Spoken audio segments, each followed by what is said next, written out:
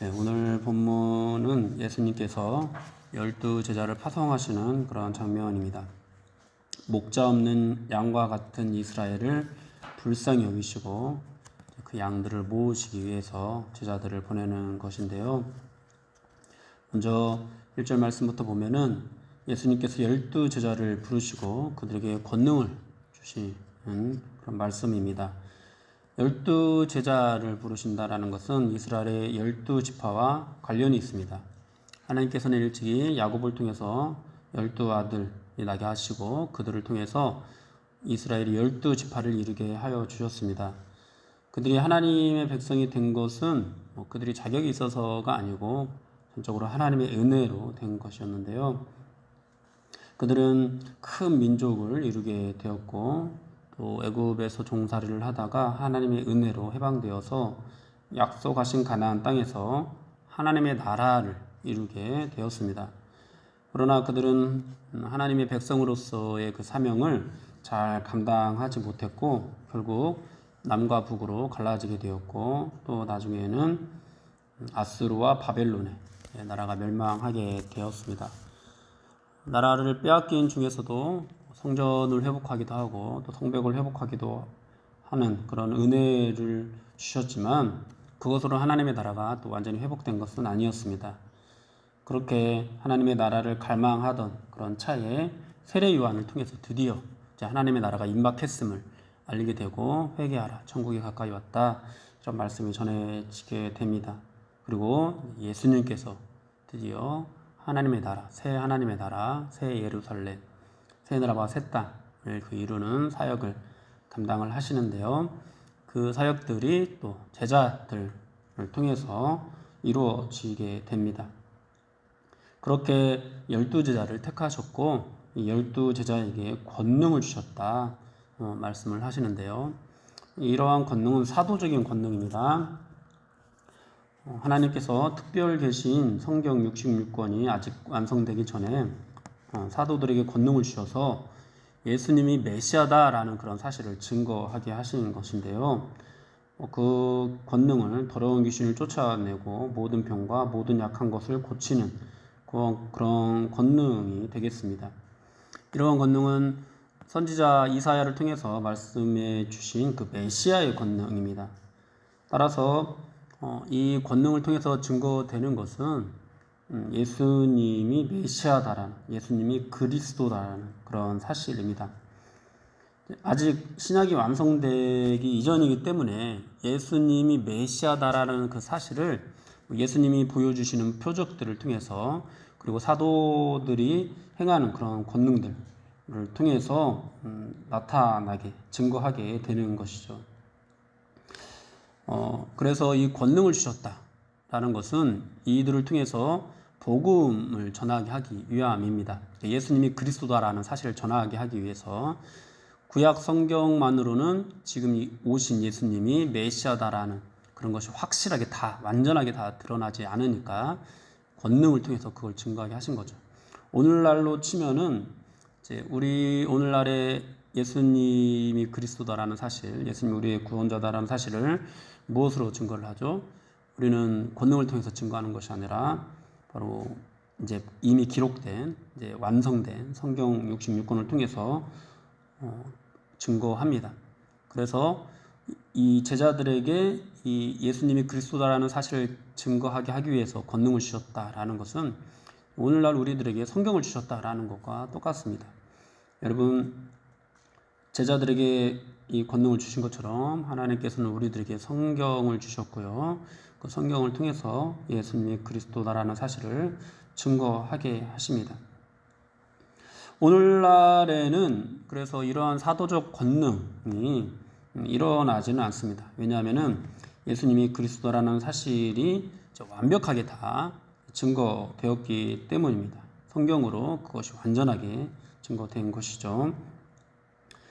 사도적 권능이 일어나지 않는다라는 말은 기적이 일어나지 않는다 이런 뜻은 아닙니다.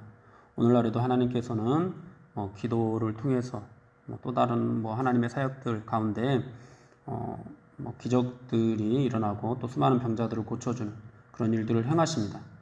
그러나 이 예수님을 통해서 보여주셨던 것 같은, 또는 사도들을 통해서 보여주셨던 것 같은 어떤 즉각적인 회복, 이런 것들은 일어나지 않습니다. 일어나지 않는 것은 하나님의 능력이 이제 사라졌다 이것이 아니라 그런 것이 필요 없는 거죠. 그런 권능이 필요가 없는 거죠. 오히려 그런 권능이 나타나는 곳에서는 예수님의 그리스도 되심이 증거되기보다도 여러분 사람의 특별함이 증거되기 쉽습니다. 그러다 보면은 이제 사람이 우상화가 되겠죠. 이제 그런 것은 더 이상 필요가 없는 겁니다. 그런 것들로는 복음이 증거되는 것이 아니라 오히려 이 사람이 정말 대단한 권능을 가졌구나, 이런 것들이 더 증거될 뿐이라는 거죠.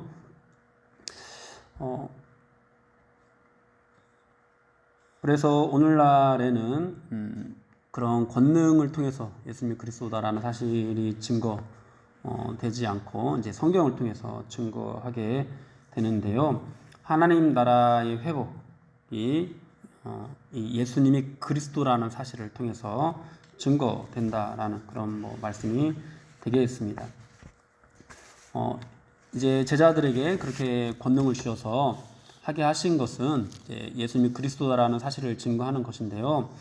그 일을 하기 앞서서 먼저 12제자의 이름들이 나열되고 있습니다. 12제자 이름이 쭉 나열되는데 특별히 이제 마태에 대해서 이제 세리 마태라고 이렇게 언급하고 있는 것을 우리가 보게 됩니다. 여러분 마태복음을 누가 기록했죠? 바로 이 세리 마태가 기록을 했습니다. 그리고 이 마태복음은 유대인들을 대상으로 하는 그런 복음서입니다.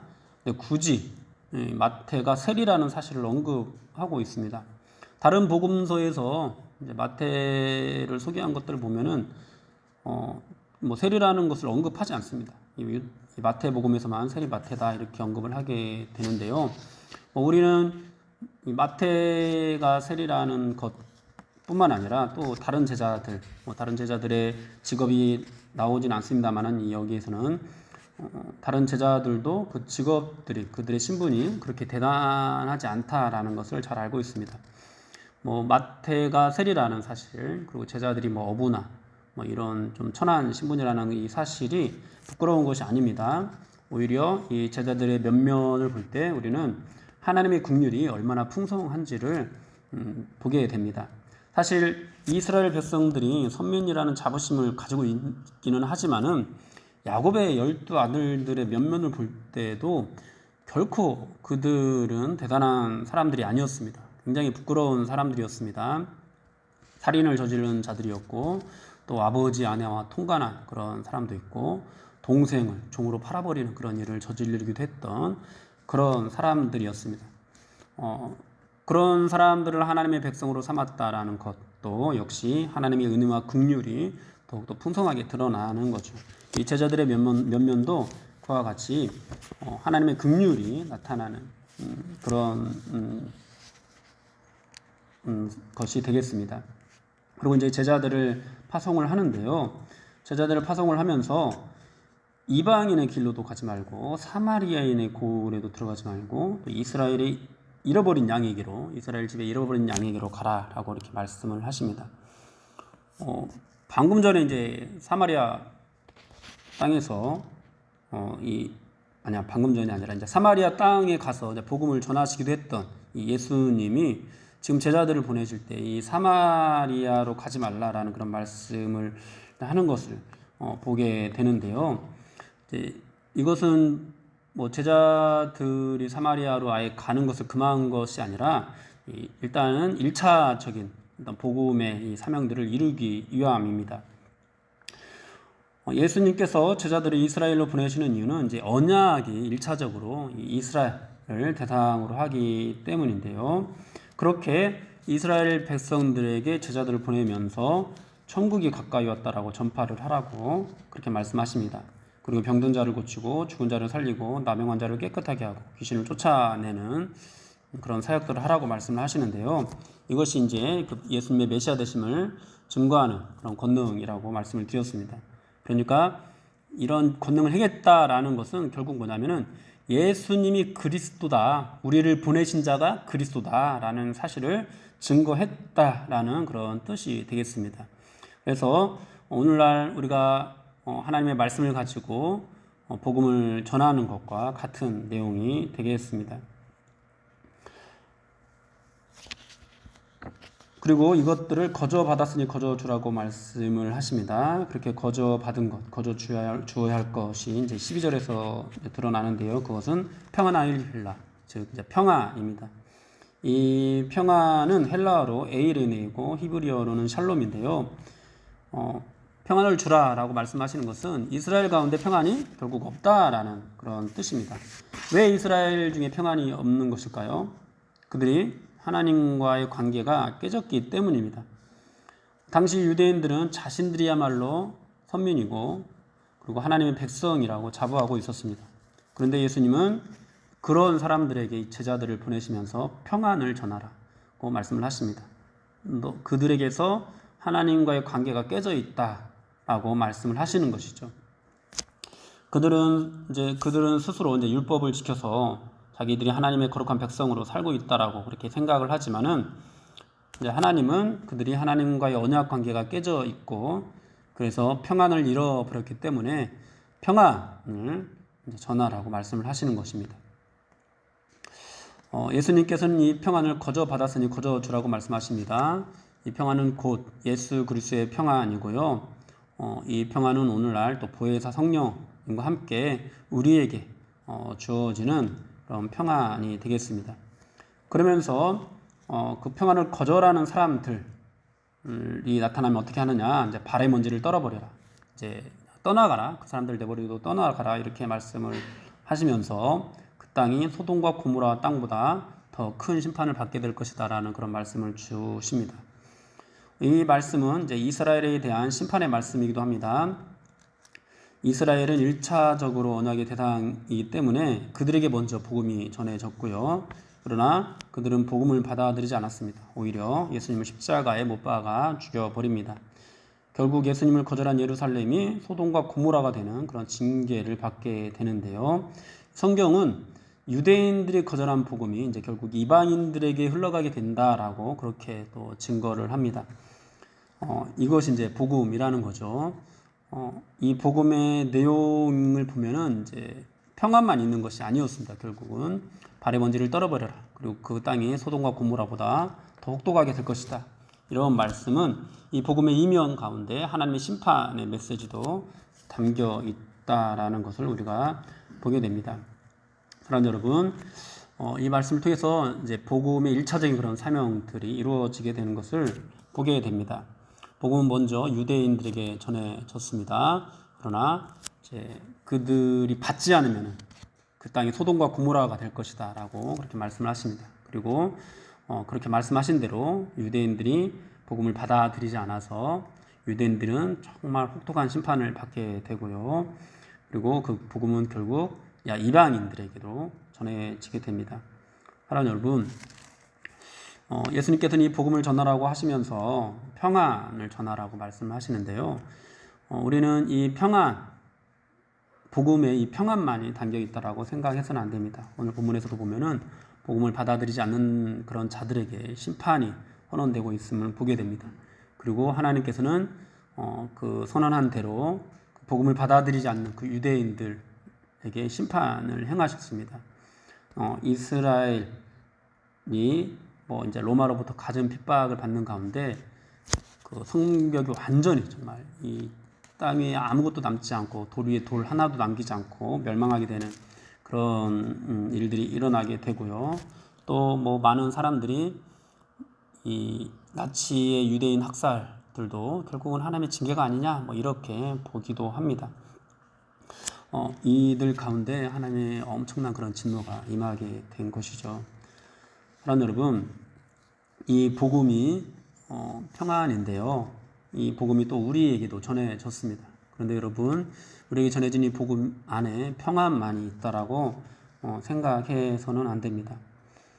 다윗의 자손으로 오신 예수님은 믿음으로만 영접할 수 있고 우리가 정말 내가 만들어낸 예수님이 아니라 성경에서 말씀하시는 그 예수님을 믿으려면은 그렇게 우리에게 주어지는 하나님의 은혜로 주어지는 그 믿음이 있어야 하는데요. 우리가 이 말씀을 보기에 앞서서 이제 하나님의 나라, 예수님께서 전하시는 하나님의 나라가 임하게 되는 것, 그 하나님의 나라를 담을 수 있는 것, 새 포도주가 되는 하나님의 나라를 담을 수 있는 것은 새 가죽 부대다라는 그런 말씀을 계속 보았습니다. 그리고 그 새 가죽 부대를 담는 그런 모습들이 유대인들과 또는 예수님을 잘 이해하지 못하는 세례 요한의 제자들 이런 사람들이 아니라 백부장과 같은 그런 믿음, 또 혈루증 걸린 여인들과 같은 그런 믿음, 이런 사람들의 믿음이었음을 우리가 보았습니다. 우리도 이런 예수님을 믿기 위해서는 믿음으로서만 가능한데요. 여러분들은 이런 하나님의 복음, 예수 그리스도의 복음을 믿음으로 다 받아들이셨습니까? 여러분, 그렇게 주어지는 이 복음, 그렇게 우리 안에 믿음으로 받아들이게 되는 이 복음은요, 우리에게 평안이 됩니다. 정말 하나님의 은혜이고 평안이 됩니다. 그러나 여러분 기억하십시오. 만약에 여러분들이 예수님을 영접한다고 하면서도 정말 성경에서 말씀하시는 그 예수님이 아니라, 성경에서 말씀하신 대로 예수님을 믿는 것이 아니라 내 생각대로 예수님을 믿고 내 생각으로 만들어낸 그 예수님을 모시고 있는 것이라면요, 여러분 그 사람에게는 심판이 임하게 됩니다. 이 복음은 능력이 없는 말씀이 되고 저주가 됩니다.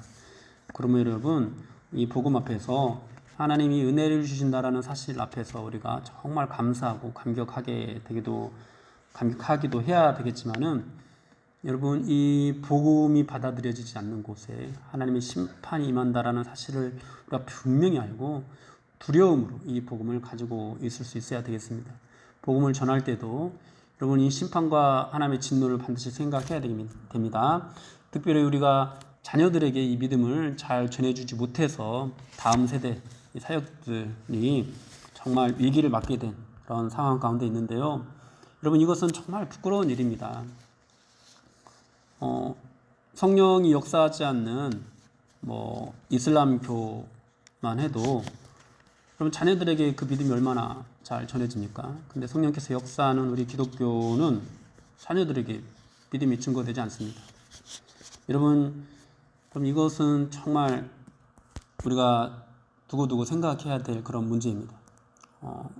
하나님의 진노를 생각하지 않기 때문이죠. 하나님의 심판을 생각하지 않기 때문이죠.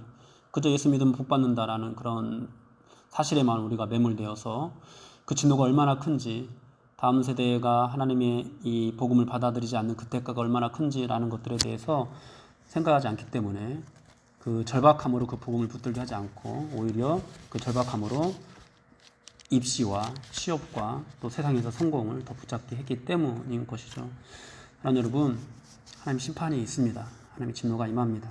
그러므로 우리가 예수님의 그 그리스도 되심을 증거할 때 그 심판과 진노를 잊어버려서는 안 되겠습니다. 발의 먼지를 떨어버려라. 그 땅이 소돔과 고모라보다 더 심할 것이다. 이 말씀도 함께 주어졌다는 사실을 우리가 기억해서 정말 다시 한번 기도하면서 우리 다음 세대에 이 복음을 잘 증거할 수 있어야 되겠습니다. 기도하시겠습니다.